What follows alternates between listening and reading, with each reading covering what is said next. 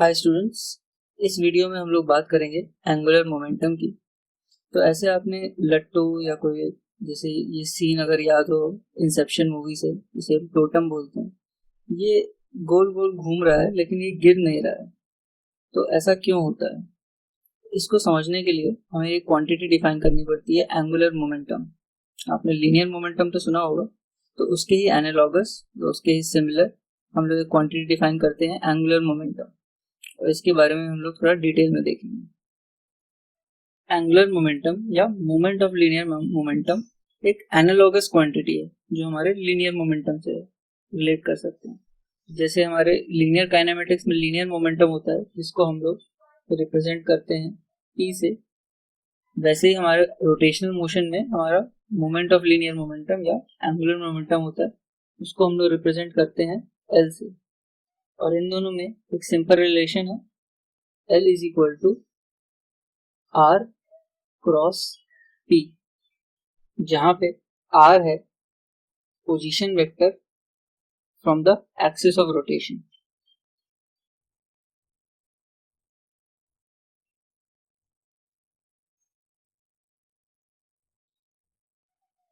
तो अगर कोई बॉडी, इसको समझने के लिए अगर हम देखें कोई एक बॉडी जो एक यूनिफॉर्म सर्कुलर मोशन एग्जीक्यूट कर रही है, तो उसका रेडियस वेक्टर हमेशा रहेगा आउटवर्ड्स फ्रॉम द सेंटर और उसकी वेलोसिटी रहेगी टेंजेंट या perpendicular to the radius vector. यहाँ पे अगर हम लोग उसका एंगुलर मोमेंटम डिफाइन करना चाहेंगे तो वो हो जाएगा R क्रॉस P, और जो उसका लीनियर मोमेंटम का डायरेक्शन होगा वही उसकी वेलोसिटी का डायरेक्शन होगा, क्योंकि लीनियर मोमेंटम है equal to mass into velocity. तो यहाँ पे और इन दोनों के बीच में एंगल है थीटा, तो R क्रॉस P दिखा लेंगे। इसका मतलब है हम लोग अगर उसका सिर्फ मैग्नीट्यूड निकालें तो वो हो जाएगा L is equal to P into R sine theta, क्योंकि क्रॉस प्रोडक्ट को जब हम लोग निकालते हैं तो वो हो जाता है the multiplication of the two values into the sine of the angle between them. तो यहाँ पे साइन, यहाँ पे जो एंगल है उनके बीच में वो थीटा इक्वल टू 90 डिग्रीज है, तो यहाँ पे simply L is equal to P into R हो जाएगा। बट अगर P और R के बीच में कोई भी एंगल थीटा हो तो हम लोग उसका एंगुलर मोमेंटम का मैग्नीट्यूड निकालने के लिए ये फॉर्मूला यूज करेंगे, L is equal to P into R sine theta. अब अगर याद हो तो हमने एक एनालॉजी लगाई थी लीनियर काइनेमेटिक्स और रोटेशनल काइनेमेटिक्स में, जहाँ पे हमने लीनियर मोमेंटम और एंगुलर मोमेंटम के बीच में भी एक सिमिलैरिटी निकाली थी। वो सिमिलैरिटी अगर याद हो तो थी कि हमारा लीनियर मोमेंटम होता है P is equal to mv और एंगुलर मोमेंटम होता है L equal to I omega. तो अब देखेंगे कि ये expression L is equal to I omega कैसे आया। तो उसको देखने के लिए अगेन हम लोग एक रिजिड ऑब्जेक्ट लेंगे जो एक एक्सिस के अबाउट रोटेट करेगा। इस रिजिड ऑब्जेक्ट को हम लोग n पॉइंट्स में डिवाइड कर देंगे जिनका अलग अलग मास है, m1, m2 और ऐसे डॉट डॉट mn। सबका रेडियस है या डिस्टेंस फ्रॉम द एक्सिस है r1, r2, rn, ऐसी सारे पॉइंट्स का। और हम लोग डिफाइन कर सकते हैं सबकी वेलोसिटी, जैसे m1 की इस डायरेक्शन में v1, ऐसी m2 की इस डायरेक्शन में v2, mn की इस डायरेक्शन में vn। सारी ये जो वेलोसिटीज रहेंगी, क्योंकि ये रोटेट कर रही है तो रेडियस वेक्टर के परपेंडिकुलर रहेंगी। तो ऐसे हम लिख सकते हैं, हमने रिजिड बॉडी को n पार्टिकल्स में डिवाइड किया जिनका मास है m1, m2 ऐसे लेके mn, और इनका रेडियस है from the axis r1, r2 ऐसे rn, और ऐसे ही इनकी वेलोसिटीज हो जाएंगी। अगर इनका एक कांस्टेंट ओमेगा से रिवॉल्व कर रहा है तो इनकी वेलोसिटीज हो जाएंगी v1 is equal to r1 omega, ऐसे v2 is equal to r2 omega, और ऐसे vn is equal to rn omega. इनकी वेलोसिटीज निकल गई तो इनका लीनियर मोमेंटम भी निकल जाएगा। वैसे ही P1 हो जाएगा mv1, m1 v1, या v1 को हम लोग लिख सकते हैं m1 r1 ओमेगा। ऐसे ही P2 को लिख सकते हैं m2 v2, या m2 r2 ओमेगा, और ऐसे ही Pn को लिख सकते हैं m2 mn rn ओमेगा। अब हमें इनका लीनियर मोमेंटम पता चल गया, तो हम लोग इनका एंगुलर मोमेंटम निकाल सकते हैं जो है P इंटू R। तो L1 हो जाएगा P1 इंटू R1, क्योंकि इनका एंगल हमेशा थीटा 90 डिग्रीज है तो साइन थीटा 1 हो जाएगा। डायरेक्टली हम लिख सकते हैं P1 इंटू R1 जो इक्वल हो जाएगा M1 R1 omega into R1, और इसको हम लोग लिख सकते हैं M1 R1 स्क्वायर ओमेगा। ऐसे ही L2 हो जाएगा M2 into R2 square omega and continue.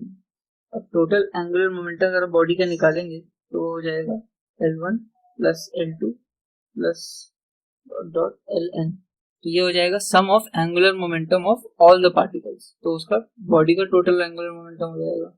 तो इसको हम लोग लिख सकते हैं M1 R1 square omega plus M2 R2 square omega plus and तक Mn Rn square omega.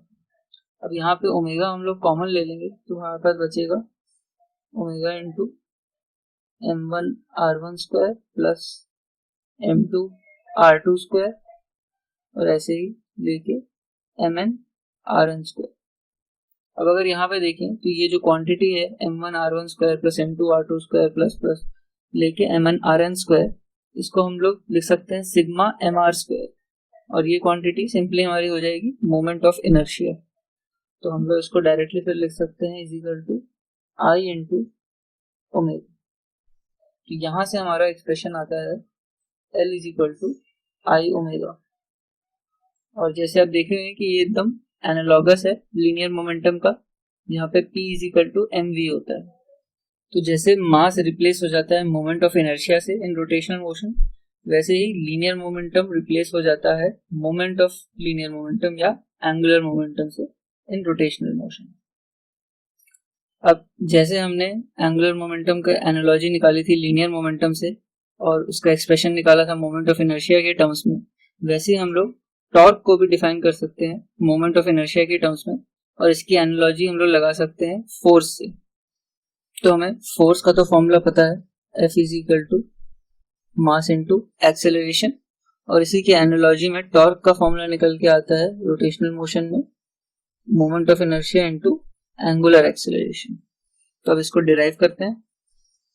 Again हमने एक रिजिड बॉडी ले ली है, बट अब ये कांस्टेंट एंगुलर वेलोसिटी से नहीं बल्कि एक कांस्टेंट एंगुलर एक्सेलरेशन से घूम रही है।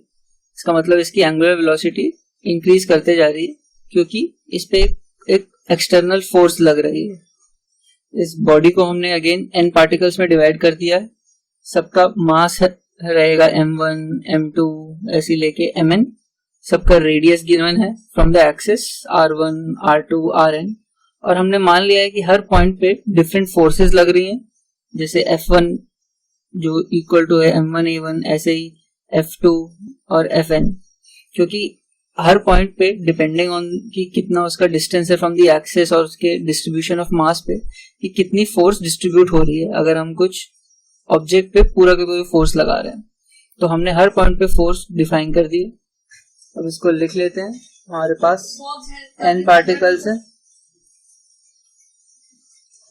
उन सबका हमने मास मान लिया m1 m2 ऐसे ही लेके mn, और सबका अगेन रेडियस है r1 r2 ऐसे ही rn। क्योंकि हमें उसकी एंगुलर एक्सेलरेशन पता है अल्फा, तो हम उसके लीनियर एक्सेलरेशन भी निकाल सकते हैं हर एक पार्टिकल। हमने मान लिया फर्स्ट पार्टिकल की एक्सेलरेशन है r1 इंटू अल्फा, ऐसे ही सेकेंड पार्टिकल की एक्सेलरेशन हो जाएगी r2 इंटू अल्फा, और ऐसे ही nth पार्टिकल की लीनियर एक्सेलरेशन हो जाएगी rn इंटू अल्फा। अब उन सब पार्टिकल्स पे जो फोर्सेस लग रही हैं वो निकाल सकते हैं। तो फोर्स हो जाता है मास इंटू एक्सेलरेशन, तो F1 हो जाएगा m1 इंटू a1, या इसको हम लोग लिख सकते हैं m1 इंटू r1 अल्फा। ऐसे ही सेकेंड पार्टिकल पे फोर्स हो जाएगी m2 इंटू r2 अल्फा, और सिमिलरली nth पार्टिकल पे फोर्स हो जाएगी mn into rn into alpha. अब हमें पता है टॉर्क होता है force into perpendicular distance from the rotation. तो यहाँ पे सारे पार्टिकल्स का परपेंडिकुलर डिस्टेंस है एक्सिस से रेडियस, तो टॉर्क हो जाएगा हर पार्टिकल का फोर्स इंटू रेडियस। तो फर्स्ट पार्टिकल पे टॉर्क हो जाएगा F1 इंटू R1, ये हो जाएगा M1 R1 alpha into R1, जो इक्वल टू हो जाएगा M1 R1 स्क्वायर अल्फा। ऐसे ही हमारा टाउ 2 हमारे पास निकल आएगा, वो हो जाएगा M2 R2 स्क्वायर अल्फा। अब अगर हम लोग देखें कि बॉडी पे टोटल टॉर्क कितना लग रहा है, तो वो हो जाएगा इन सारे पार्टिकल्स पे जो टॉर्क लग रहा है उसका सम।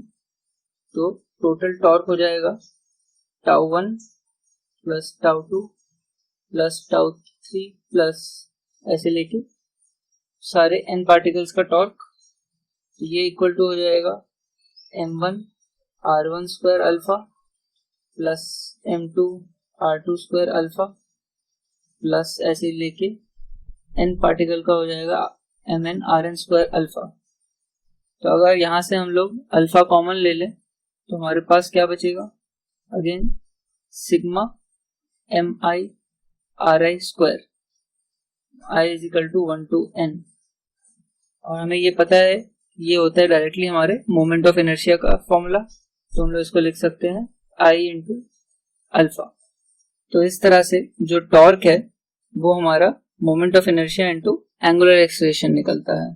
तो ये है हमारा analogous expression for torque in terms of moment of inertia. एक बार फिर से हम लोग एनालॉगस क्वांटिटीज देख लेते हैं लीनियर मोशन और रोटेशनल मोशन की। तो हमें पहले से पता है कि मास का जो इक्विवेलेंट होता है रोटेशनल मोशन में वो है मोमेंट ऑफ इनर्शिया। वैसे ही फोर्स जो F is equal to mass into acceleration है उसका इक्विवेलेंट हो जाता है टॉर्क, जो है tau is equal to moment of inertia into angular acceleration. और यहाँ पे हमने एक और क्वांटिटी देखी मोमेंटम, जो लीनियर मोशन में होता है P is equal to mass into velocity. और हमने जो एंगुलर मोमेंटम निकाला रोटेशनल मोशन के लिए तो वो हो जाता है L is equal to moment of inertia into angular velocity. तो यहाँ पे देख सकते हैं कि कितनी सिमिलैरिटीज हैं दोनों के बीच में, और ऐसी क्वांटिटीज हम लोग और इनकाउंटर करेंगे।